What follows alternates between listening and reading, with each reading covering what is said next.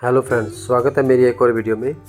दोस्तों, आज जो मेरी फुली ऑटोमेटिक वॉशिंग मशीन है उसमें से पानी ड्रेन नहीं हो पा रहा है। ये देखिए, इसमें पानी बिल्कुल ही ब्लॉक है। ये पाइप में से बिल्कुल ड्रेन नहीं हो रहा है।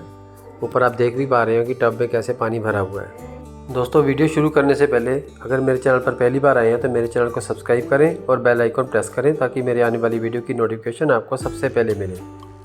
ये देखिए दोस्तों, सबसे पहले हम इसकी पावर ऑन करेंगे और प्रोग्राम को स्पिन के ऊपर सिलेक्ट करेंगे क्योंकि स्पिन के ऊपर ही ये जल्दी ट्रेन होगा।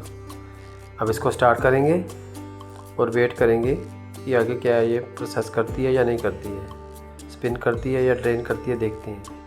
ये देखिए, बिल्कुल भी पानी नहीं आया है। सबसे पहले हम इसका जो वाटर का इनलेट है उसको खोल के देखेंगे। सबसे पहले हम इसके वाटर की सप्लाई को ऑफ़ कर देंगे और जो इनलेट पाइप है उसको ओपन करेंगे।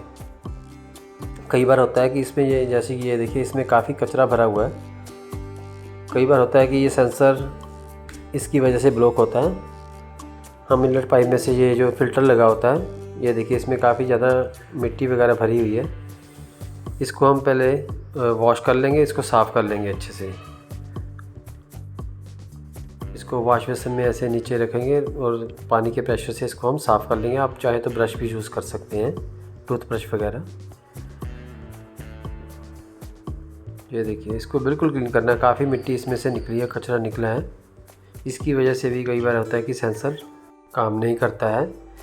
तो अब हम इसको अच्छे से क्लीन कर लेंगे और क्लीन करने के बाद इसको दोबारा से इनलेट पाइप में इंस्टॉल कर देंगे। ये देखिए, जैसे ही हमने निकाला था इसको ऐसे ही बस प्रेस करेंगे और ऊपर इनलेट पाइप अच्छे से टाइट कर देंगे। ये आपने बहुत अच्छे से टाइट करना है कि इसका पॉइंट लूज़ ना हो, नहीं तो इसमें से पानी की लीकेज होगी।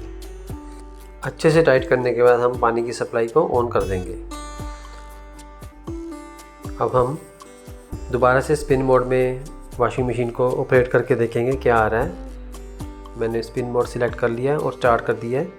ये देखिए, अभी भी नहीं हो पा रही है। अब ये एरर 1 बता रहा है। एरर 1 तभी आता है जब कोई ड्रेन में दिक्कत हो। तो दोस्तों, ये भी इससे सॉर्ट आउट नहीं हुआ है। अब हम क्या करेंगे, वॉशिंग मशीन की बैक साइड में से इसके ऊपर कवर लगा रहता है उसको खोलेंगे, क्योंकि ये हमें मैनुअली ही करना पड़ेगा। ये इसमें जो दिक्कत लग रही है ये ऑटोमेटिकली नहीं हो पा रहा है ड्रेन। अब पीछे से खोल के चेक करेंगे क्या कि सेंसर में दिक्कत है या क्या चक्कर है।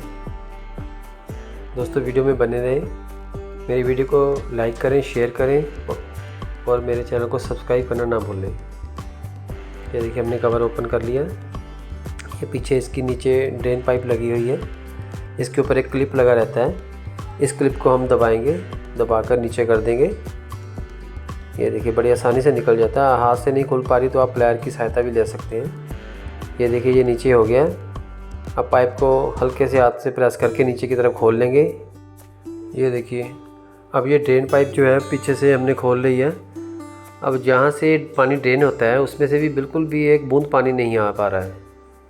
हो सकता है कि इसमें कोई चीज़ फंसी ना हो, जिसमें जैसे कि कई बार होता है पॉकेट में सिक्के वगैरह फंस जाते हैं। तो ये अंदर की तरफ जो ड्रेन मोटर की तरफ से भी होता है, ये रबड़ लगी होती है।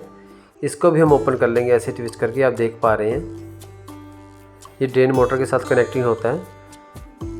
ये देखिए, ये हम रबड़ वाला हिस्सा भी निकाल लेंगे। ये रबड़ जो है पानी को रोक कर रखती है और जब पानी स्पिन करता है इसमें तो ये ऑटोमेटिकली मोटर इसको पीछे को खींच लेती है रबड़ को, जिससे कि पानी ड्रेन हो जाता है। ये देखिए, ये रबड़ काफ़ी ज़्यादा गंदी है। इसकी भी हम सफाई करेंगे। इसी गंदी कंडीशन से पता लग रहा है कि इसके अंदर काफ़ी ज़्यादा ब्लॉकेज है। अब एक बार हम उंगली डाल के इसको या फिंगर से या किसी चीज़ से चेक कर लेंगे कहीं कोई सिक्का वगैरह, कोई कॉइन वगैरह ना इसमें फंसा हो। ये देखिए,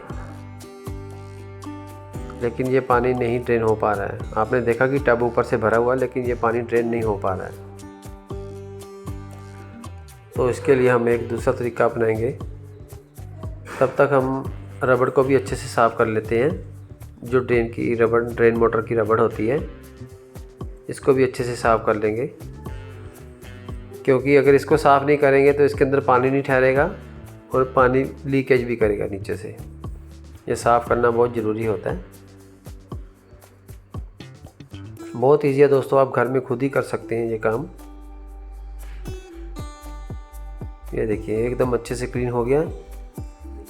अब हम दोबारा से मशीन के पास जाएंगे। अब हम ड्रेन इनलेट में एक स्टील वायर डालेंगे। स्टील वायर वो होती है जो कि बिजली वाले जो घर में फिटिंग वगैरह करते हैं, जब तारे नहीं डालते हैं उसमें यूज़ करते हैं तारें डालने के लिए। इसको ड्रेन इनलेट में नीचे की तरफ से डालेंगे। इसको थोड़ा ट्विस्ट करके डालना पड़ता है।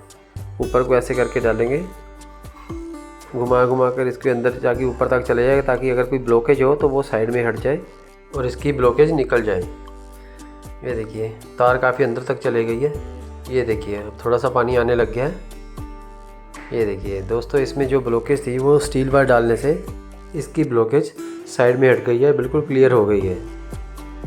देखिए सिक्का वगैरह तो इसमें, कॉइन वगैरह तो कुछ नहीं निकला, लेकिन इसके अंदर जो गंदगी थी वही इसके अंदर साइड में इकट्ठी हुई थी। ये देखिए कितनी ज़्यादा गंदगी इसके अंदर से निकली है। दोस्तों मैंने इसमें एक हाउस होल्ड एसिड, जिसको टॉयलेट क्लीनर भी बोलते हैं, वो डालकर एक दिन के लिए रख दिया था, जिससे इसकी सारी गंदगी डिज़ोल्व हो गई थी। ये देखिए इतनी सारी गंदगी निकली है। तो दोस्तों अब हम इसको रीइंस्टॉल कर देंगे। ये देखिए दोबारा से हम फिटिंग करेंगे। रबड़ वाला पार्ट जो मोटर की तरफ से लगा होता है, जो ट्रेन मोटर में लगा होता है, इसके अंदर एक वायर होती है। ये देखिए स्टील वायर होती है, वो इस मोटर के जो रबड़ है यहाँ पे इंस्टॉल करेंगे, जैसे कि आपको वीडियो में दिखा रहा हूँ। इसको पहले तार को फंसा लेंगे इसके अंदर और रबड़ इसके अंदर डालेंगे। ये देखिए बहुत ईजी है दोस्तों। रबड़ वाला पार्ट डाल के और जो